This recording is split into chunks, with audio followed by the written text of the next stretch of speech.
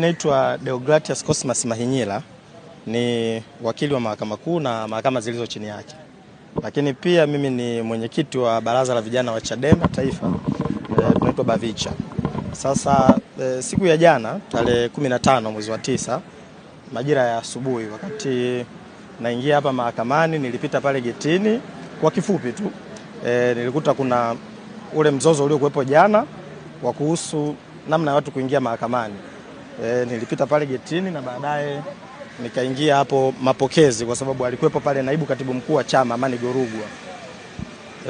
Mimi nikawa nazungumza naye kuhusu hasa msingi wa shida iliyoko hapo ni nini, kwa sababu huko nyuma tuliambiwa kwamba chama kilikuwa kimepewa na chenyewe nafasi ya kuwepo na wawakilishi hapo getini kuweka uratibu wa namna ambavyo wanachama mbalimbali na watu wengine wanaweza wakaingia na kufuatilia kesi ya Mheshimiwa Tundu Lissu. Sasa nikiwa bado naongea na Mheshimiwa Amani, na wakati tunamalizia akaingia askari mmoja ambaye baadaye nimekuja kuambiwa kuwa ni askari kwa sababu alikuwa amevaa nguo za kiraia, akanigusa mgongoni na kuniambia, wakili, huruhusiwi kuwepo hapa, ili eneo liko chini ya ulinzi wa polisi, unapaswa kuondoka.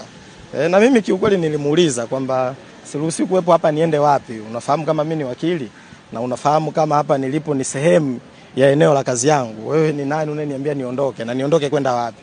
Akaniambia, wewe kama ufahamu pa kwenda, basi ngoja nikuoneshe unapaswa kwenda wapi. Akanikuida na kuanza kunivuta na zile tafrani zilizotokea. Sasa kwa kifupi sana, kwanza ni washukuru watu wafuatao. Ni washukuru waandishi ambao mliweza kuyanasa yale matukio, kwa sababu mambo haya yangetokea gizani, pengine nchi na dunia isingejua kwamba nini kinaendelea na hao watu wanaoitwa pengine polisi wanafanya baadhi ya mambo kivipi na maeneo kama haya ya mahakama. Kwa hiyo mimi nawashukuru ni waandishi wa habari na nawashukuru wa Tanzania wote kwa ujumla kwa namna ambavyo walikerwa na tukio lile.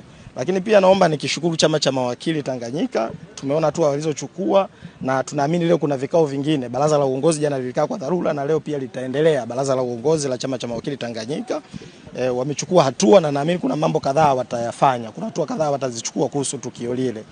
Lakini pia niwashukuru mawakili mbalimbali, mawakili kutoka mtandao wa watetezi wa haki za binadamu, walituma wakili Poke Sabo, mawakili kutoka kituo cha sheria na haki za binadamu walituma mawakili, na pia chama cha mawakili pia walituma mawakili pale Central.